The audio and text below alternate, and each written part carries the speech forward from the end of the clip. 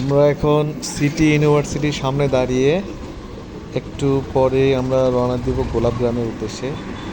গোলাপগ্রাম হচ্ছে বিরুলিয়া, সাভার, ঢাকা। চারিদিকে শুধু গোলাপ আর গোলাপ। দেখতে অনেক সুন্দর, খুব সুন্দর একটা পরিবেশ।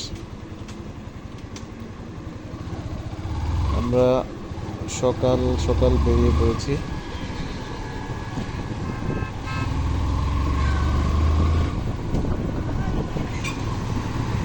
সামনে ব্র্যাক ইউনিভার্সিটি। রাস্তাঘাট অনেক সুন্দর। গ্রাম, যদিও এটা গ্রাম না শহর বোঝার উপায় নেই।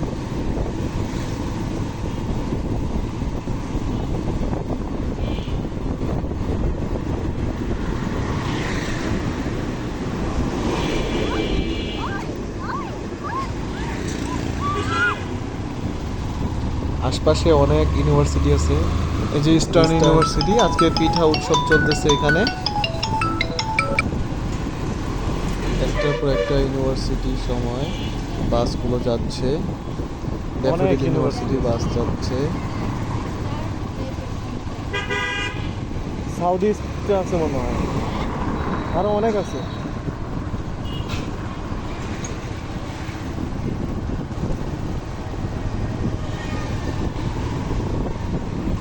আমাদের ব্র্যাক সামনে ব্র্যাক ইউনিভার্সিটি, যেটা ইউনিভার্সিটি অনেক সুন্দর দেখতে এবং অনেক বড় ক্যাম্পাস এখানে।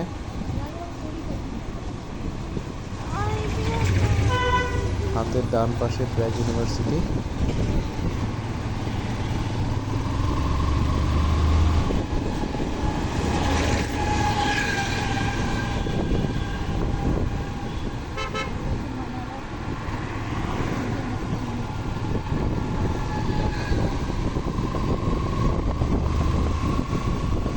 এই এলাকাটা একটা ইন্ডাস্ট্রিয়াল এরিয়া। এখানে প্রচুর শিল্প কারখানা আছে। বাংলাদেশে সম্ভবত 3টা স্থানে বেশি শিল্প কারখানা। এক হচ্ছে নারায়ণগঞ্জ, গাজীপুর আর আশুলিয়া। ছোট বড় মাঝারি অনেক কারখানা আছে এবং ইন্ডাস্ট্রিয়াল পার্ক আছে এখানে।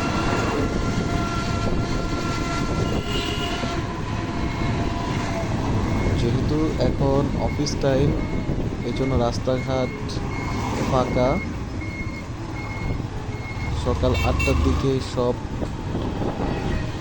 কর্মকর্তা কর্মচারী, হ্যাঁ, সব গোলাপগ্রাম শ্রেণী তো পেশার এরকম কোনো মানুষ লোকাল রোড দিয়ে ঢুকতে হবে, তাই না?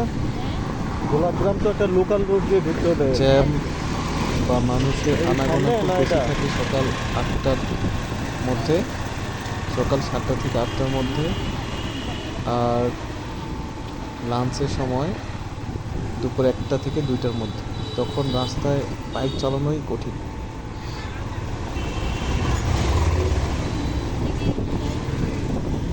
এটা নাকি গোলাপগ্রামের রাস্তা কোনটা? গোলাপগ্রাম, গোলাপগ্রাম লোকেশন ভুলে গেছিলাম, চিনেন না? কিন্তু উনি হয়তো নতুন তাই বলতে পারতেছে না। দেখি সামনে জিজ্ঞেস এই করি। গোলাপগ্রাম কোন দিকে?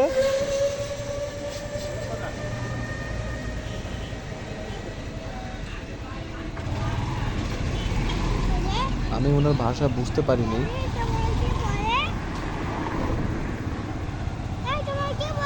একটু আন্দাজ বলে করেই এইদিকে। যাচ্ছি।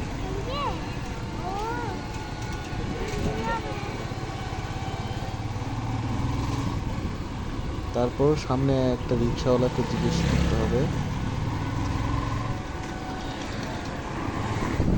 মনে হচ্ছে ওই রাস্তাটা দিয়ে এই ঢুকতে যে হবে। সামনে একটা অনেক সুন্দর নার্সারি, এখানে অনেক গাছ আছে। আপনাদের দেখাইতে পারলাম না কারণ চলন্ত অবস্থায় দেখানো সম্ভব হচ্ছে না।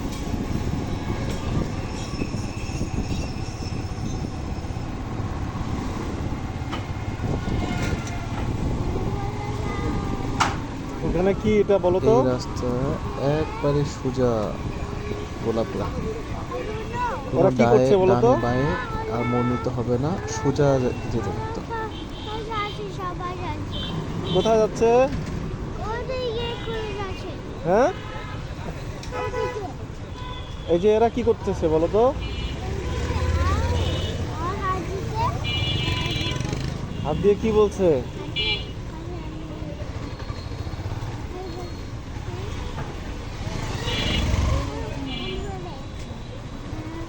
দেখি এখানে জিজ্ঞেস করে।